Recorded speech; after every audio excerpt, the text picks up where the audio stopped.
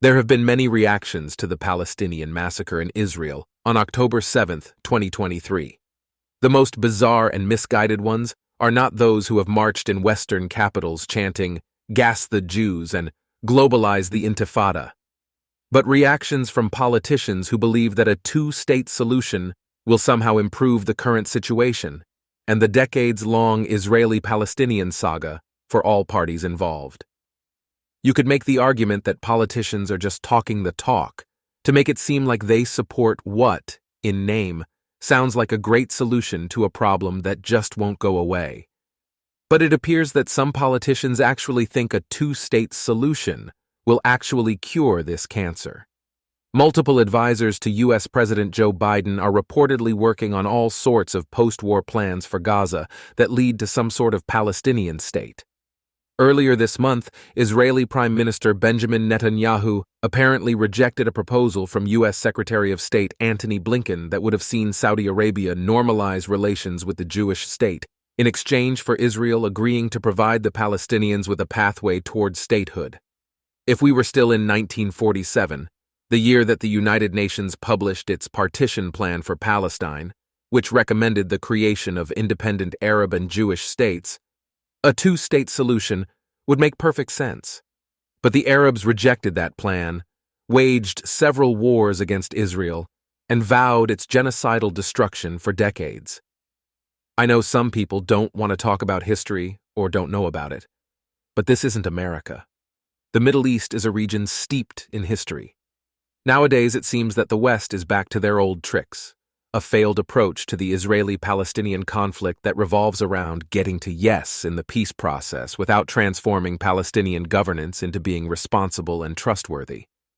At least according to Middle East scholar Jonathan Schanzer in his book, State of Failure. By myopically focusing on yes, the West is ensuring that Palestinian governance, both in the West Bank and Gaza Strip, will remain corrupt and therefore illegitimate in the eyes of the Palestinian people. The right approach, Schanzer argued, would involve Palestinian fiscal reform and institution building, while simultaneously negotiating the thorny issues with Israel. But neither the Israelis nor the Palestinians seem interested in talking about these thorny issues.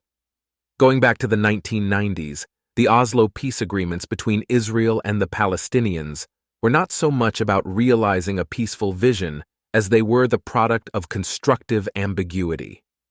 After decades of war, terrorism, and bloodshed, the Norwegian negotiators thought it was best to be ambiguous about the core issues and leave them unresolved, rather than force the sides to adopt positions and make concessions which they might not be ready to do. Instead of building trust and allowing the parties to adjust to the reality of the inevitable compromises which were necessary for peace, it merely allowed each side to persist in its own self-serving interpretation of what the accords implied, and to continue the very behavior which destroyed trust on the other side, wrote Einat Wilf, a left-leaning former Israeli politician. And so, when the time came, a few short years later, to settle the core issues, the ensuing failure was all but inevitable. The devil is indeed in the details, and the details are largely ignored by Western politicians because they know deep down that Palestinian grievances, such as ridiculous "the right of return," directly conflict with the Jewish state's reasonable security requirements. While the rest of the world goes crazy after Israel's wildly unpopular Prime Minister, Benjamin Netanyahu, holds a press conference to unabashedly reject the prospect of Palestinian statehood after the Israel-Hamas war, vowing to resist the United States on this matter. Israelis are easily able to separate the two. Many of us prefer new leadership in Israel, and we also don't want to live next to a Palestinian state, since we know that the decades of this conflict are not about the absence of a Palestinian state, but rather about the existence of a Jewish one. Don't just take it from me and Netanyahu, though. Khaled Hassan, an Egyptian-born Islamist terrorism researcher, had this to say: "I know that there's a lot of confusion over post-war arrangements. I want to make this perfectly clear. I worked with, met, and personally knew many Palestinians, including the most senior diplomats and politicians. Every single one of them believes and hopes that the two-state solution is a stepping stone towards the final solution. where Israel is eradicated, and a Palestinian state, from the river to the sea, is established. This is an account of every interaction I can recall. Make of that what you will. Gareth Cliff, a South African radio personality and television host who is not Jewish and has no ties to Israel, put it another way. If you wail and scream about your land, dignity, rights, oppression, and poverty, but are willing to murder, rape, kidnap, torture, or humiliate children, then I don't have to listen to your reasons. When the video footage, photographs, and stories of October 7th's carnage come not from Israeli propaganda but from the Hamas terrorists themselves, then how am I to read anything else into it but that you want credit for these atrocities? You want me to know you did it. You want me to know you are proud of it. You want me to see you for who you are. Well, I do. Hamas aren't hiding the ball. Their leader, Ismail Haniyeh, safely skulking in Qatar, made this clear. He celebrated dead Jews, not territory won, nor Gazan lives saved. This is why, to talk of a two-state solution for the time being, beyond the fact that it is unrestrained illusion, is to effectively reward the Palestinians for what Hamas and Palestinian Islamic Jihad unleashed on October 7th. But Jewish blood was not shed so that the Palestinians could receive a reward, and acting in such a way would only further encourage them to murder more Jews. Here's another way to think about it. When a person is a rapist or murderer, they are reprimanded, not rewarded, right? No one says, let's hope they can change so they can keep living next to us. Why then do some people say, let's hope the Palestinians can change and then give them a state? Hence why it is time for the rest of the world to wake up and realize that there is no relevant, realistic path to a two-state solution. Even Palestinian leadership, despite what their easy-to-utter sound bites suggest, is actually opposed to statehood for all intents and purposes. And I am not just referring to the genocidal, fascist, Islamic fundamentalist ideology of Hamas and Palestinian Islamic Jihad. The Palestinian Authority, which governs Palestinians in the West Bank, has been an incredibly corrupt organization since it was created in the 1990s. So is its dominant party, Fatah. Together they form a motley crew of elites, solely seeking to maintain power and willing to do whatever it takes to ensure their positions remain intact. And the West Bank, full of Palestinians furious with their government, is just as much a hotbed for terrorism as Gaza. The IDF just finished a 40-hour counter-terror operation in Tulkarm, a Palestinian city in the West Bank. They inspected 1,000 homes and found 400 bombs. How many bombs do you think police would find if they swept through your neighborhood? And so far in Gaza, the IDF has not found a single school or mosque without weapons or entrances to terror tunnels. Don't you find that at least a little strange? I know we now live in a twisted world of post-truth, where people are frightened by the notion of slightly offending others, but we have to be honest. There is something seriously wrong with Palestinian culture, and something even more wrong with how the world views them as nothing more than victims to some egregious Zionist plot. In the 1800s and pre-state 1900s, Zionism had nothing to do with the Palestinians, yet the Palestinians have made it part of their undying mission to ensure Jews never feel safe in our indigenous homeland.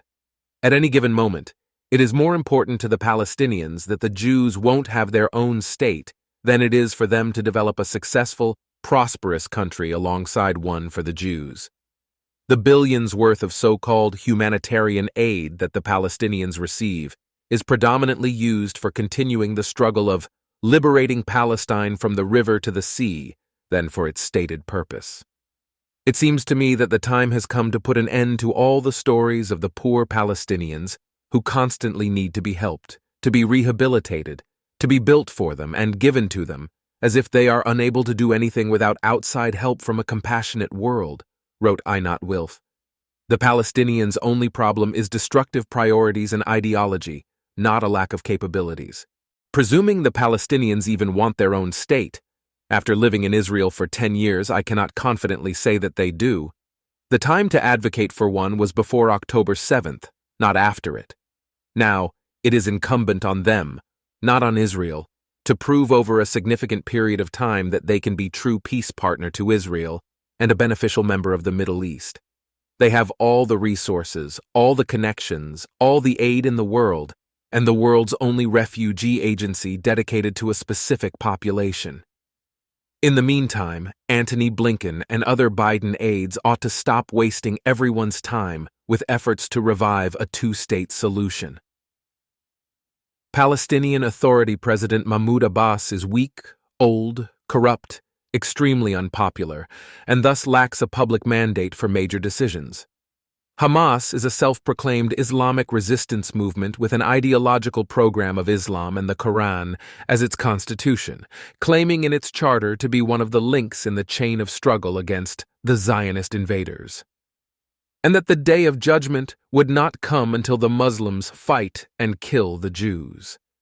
Therefore, the most important task the West can do right now is to replicate the diplomatic achievement from this past November, by securing a new hostage release deal, and then allowing Israel to continue its war against Hamas until the terror group agrees to relinquish governing control of Gaza and go into exile somewhere else. This will do more to save Palestinian and Israeli lives and make a real difference on the ground, both for the Palestinians and Israel, far more than senselessly preaching about a two-state solution. Plus, Israelis are still reeling from the profoundly detrimental trauma of October 7th to even contemplate a peace process with the Palestinians. Heck, we still have more than 100 hostages being held in Gaza, including a child who just turned 1 year old in captivity, and the world wants us to think about peace. Thanks, but no thanks. Israel's President Isaac Herzog, who was previously a left-leaning politician, was a little more statesman-like about this topic last week, saying, "When nations come forward and say two-state solution, they have to first deal with a preliminary question, which is a core question for human beings. Are we offered real safety?" Israelis lost trust in the peace process because they could see that terror is glorified by our neighbors.